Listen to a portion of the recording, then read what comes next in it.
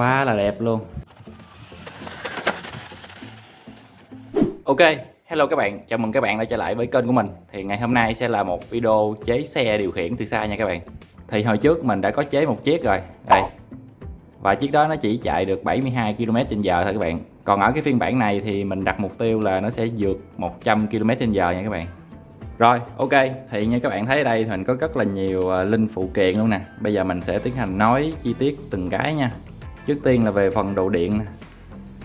Đấy, ở đây mình có một con ESC chạy từ 2S tới 4S nè. Con này mình không biết hiệu gì nữa các bạn. Cái này được một người bạn mình cho mình nè. Con servo KST, con này Corlet luôn nha. Con này thì cũng được anh kia cho mình luôn. Còn đây là cái cục motor 3650 của Caterpillar nè, 3800kV. Cục này thì mình mượn của bạn mình. Còn đây chính là cái bộ bánh mút nè các bạn. Đấy, cái bộ này là của bạn mình làm nè, có bán luôn nha các bạn. Của Trọng Nhân á, idol chạy WLTOY 124019 mà được 202 cây số trên giờ các bạn. Đây nè, clip này nè. Đấy là của bạn mình nha. Thì cái link phở bò của bạn mình thì mình sẽ để dưới phần mô tả. Anh em nào có nhu cầu muốn mua thì có thể ấn vào liên hệ bạn mình nha. Đấy, chạy rất là ngon luôn nha các bạn. Nè, rất là bám luôn. Còn cái đống này chính là cái đống bát in 3D này các bạn. Đấy, một đống luôn. Thì nói chung là cái bản vẽ này, những cái file 3D thì mình đều có chia sẻ với các bạn luôn. Mình để đường link dưới phần mô tả hết á. Đấy, các bạn nào muốn làm thì có thể ấn vào tải về rồi in ra thôi. Còn về đây là phần sườn này các bạn. Đấy, cắt inox 304 nha. Cái sườn này dày 2,5 ly. Rất là chắc chắn luôn. 4 cái head đồng, 2 cái mặt bích nè các bạn, 2 cái cây linh lái nè, một bộ bánh găng 48B nha các bạn. Đậu xanh. Bạc đạn các kiểu, trục vít M4 và M3 nha. 2 cây cốt 5mm nè các bạn. Yekura S2M nha. Thì các bạn thấy cái đống này nó gói nùa vậy thôi, nhưng mà mình sẽ có một cái list mình liệt kê ra những cái món nào cần, rồi thông số bao nhiêu, link mua chỗ nào, mình để đầy đủ hết luôn các bạn khỏi cần lo nha. Mình để với phần mô tả. Cái này chỉ để làm tượng trưng thôi chứ không phải là chúng ta cần số lượng bấy nhiêu đây nha. Và lần này đặc biệt là sẽ có body đàng hoàng luôn nha các bạn. Thì đây chính là cái body Mazda 787B ấy do mình sản xuất luôn. Các bạn nào có nhu cầu có thể liên hệ mình nha. Ngoài ra thì mình còn có body mẫu dép Lào nè, body bán tải cho bò 1/10 nè. Rồi, ok, và bây giờ không có linh tinh luyên thuyên quảng cáo quảng kiết gì nữa các bạn. Bây giờ mình sẽ bắt đầu ráp cái xe này cho các bạn xem nha. Ok. Yeah, boy. Thì ở trên shop của mình RC360 có bán các loại linh kiện cho anh em chế tàu, xe, máy bay. Nếu anh em có nhu cầu muốn ủng hộ mình, anh em có thể truy cập vào link được đính kèm ở phần mô tả bên dưới video. Vào xem thử nha. Cảm ơn anh em rất nhiều. Và ở bước đầu tiên thì mình sẽ lắp bạc đạn vào trong những cái bát in 3D này nha các bạn.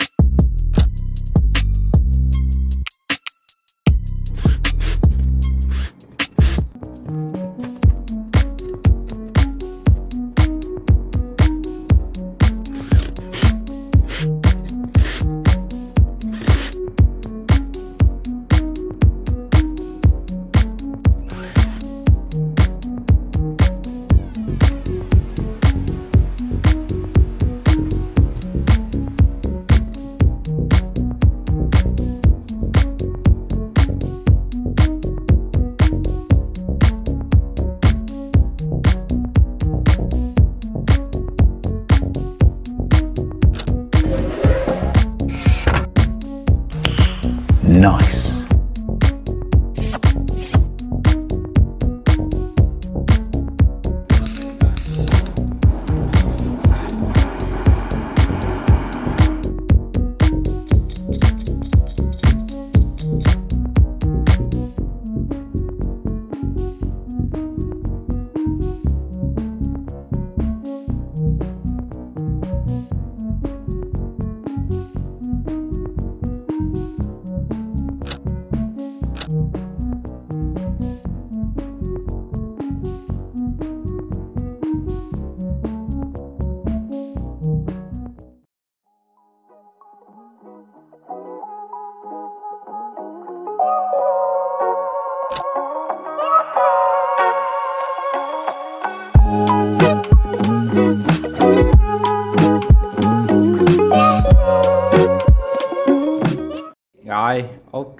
bạn thấy nè.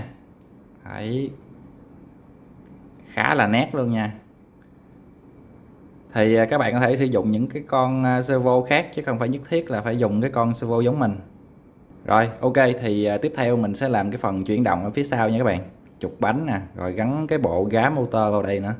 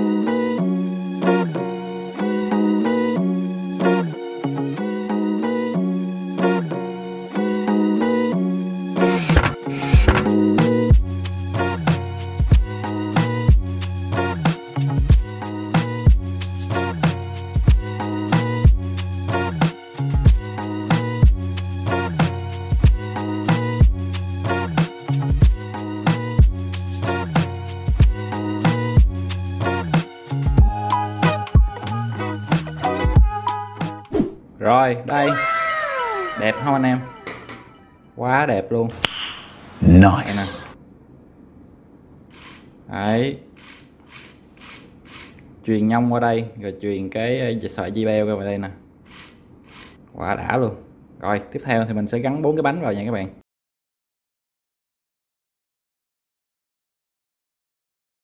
Rồi ok, mình đã gắn được 4 cái bánh xe vào rồi, nhớ lóc keo vô nha các bạn. Đấy, quay rất là mượt luôn. Đấy. Rồi bây giờ mình sẽ lắp đồ điện vào đây nha các bạn.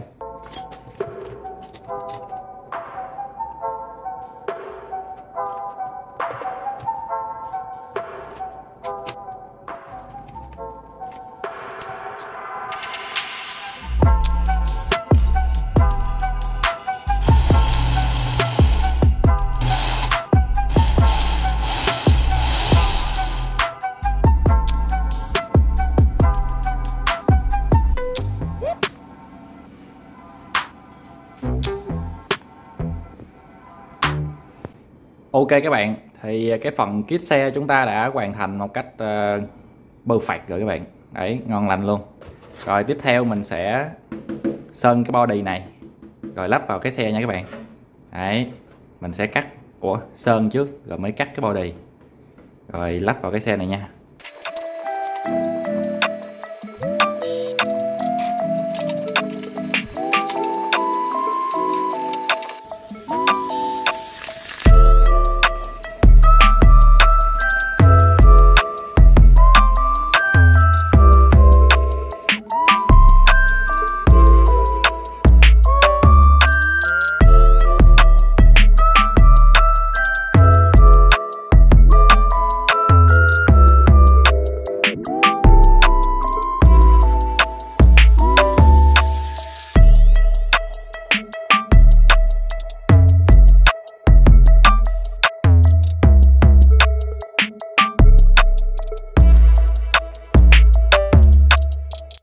Rồi xong, nói gì giờ anh em, biết nói cái gì bây giờ. Quá là đẹp luôn. Đây,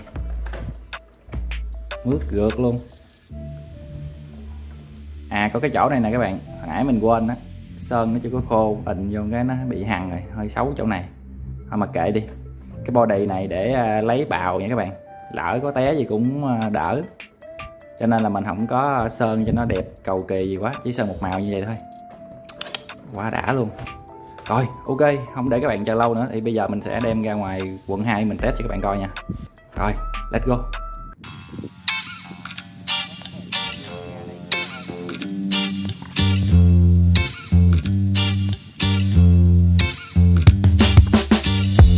Rồi ok, giờ mình đang ở ngoài quận 2 nha các bạn.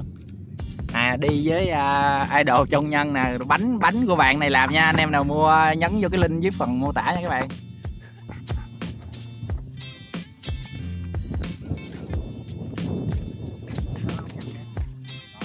Rồi giờ để bấm GPS.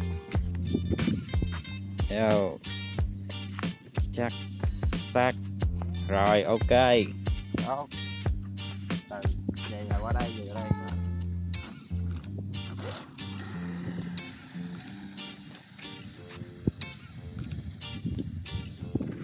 Lấy hai nhà luôn.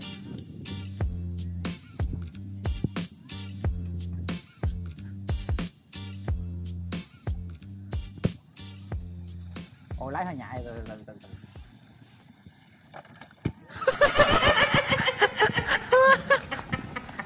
Gì vậy?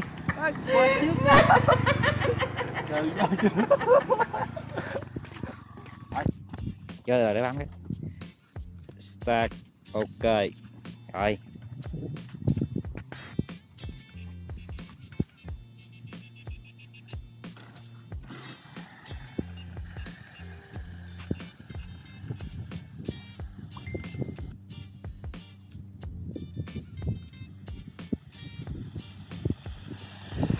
Có chậm kìa. Ai biết có sạc pin không? Có.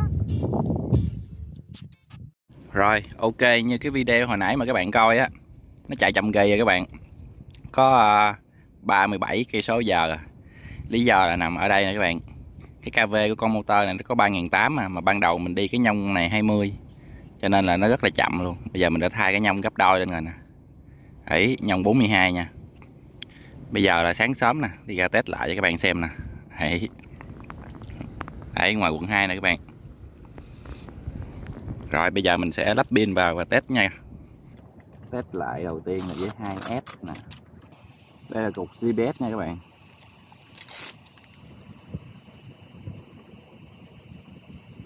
Start nè.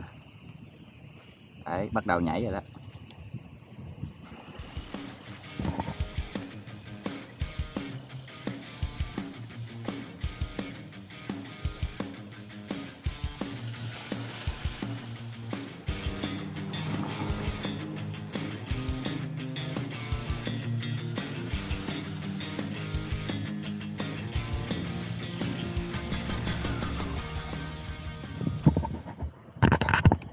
Rồi bây giờ để bấm là bao nhiêu nha các bạn.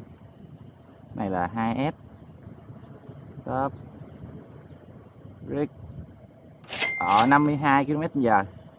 Ok thì bây giờ mình đã thay cục 3S vào rồi nè các bạn. Để mở cái app lên là. Đây 00 nha. Start. Rồi quất.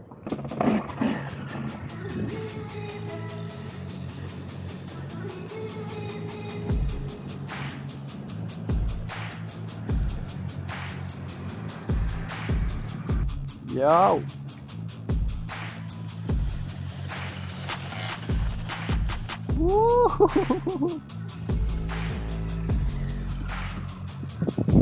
Rồi bấm thôi. Rick. Ôi ôi 67 vậy. Đây, hồi nãy mình chạy 3S đó các bạn mà nó được có 6 mấy à. Mình mới thay cái nhông buli nhỏ này vô nè. Còn đây là cái buli hồi nãy mình chạy quá bự luôn. Đó, thay cái nhỏ vô, giờ chơi khô máu luôn nha. Đấy, chuẩn bị quất thôi các bạn. Start.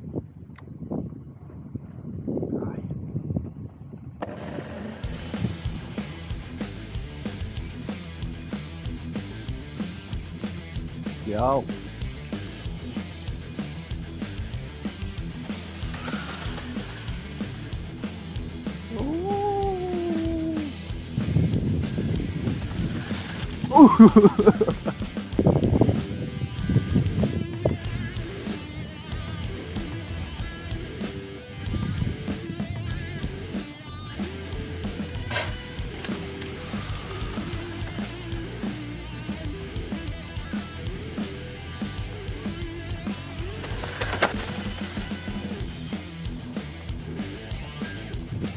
Quá khứ rồi.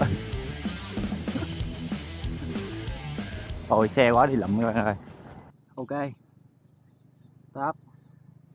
Rick. Ô 88. Đây các bạn. Hồi nãy chạy làm sao mà. Đây. Rồi, trời ơi, cục GPS nó văng lên đây luôn rồi. Đây. Hồi nãy nó xé nhông hết luôn rồi nè. Mình nghĩ là tại nó xé nhông á. Ôi, xé luôn cọng dây Google rồi nè. Nếu như mà nó không bị xé thì có thể mình nghĩ là lên cỡ 9x đó các bạn. Nói chung là xe chế mà chạy gì cũng ok rồi các bạn. Đấy, rồi này nó nóng quá, nó chảy cái bát 3D luôn rồi nè. Nó còn vòng luôn rồi. Rồi, ok, nếu như anh em nào thích cái video này của mình thì có thể để lại một like, một đăng ký kênh để ủng hộ cho mình nha. Tất cả những cái file này, linh kiện này kia thì mình sẽ để link ở dưới phần mô tả. Các bạn muốn làm có thể ấn vào và xem tham khảo nha. Giờ nắng lắm mà các bạn ơi, phải về rồi. Tạm biệt các bạn và hẹn gặp lại các bạn vào những video tiếp theo nha. Nhớ đăng ký kênh để ủng hộ cho mình. Rồi, bye bye.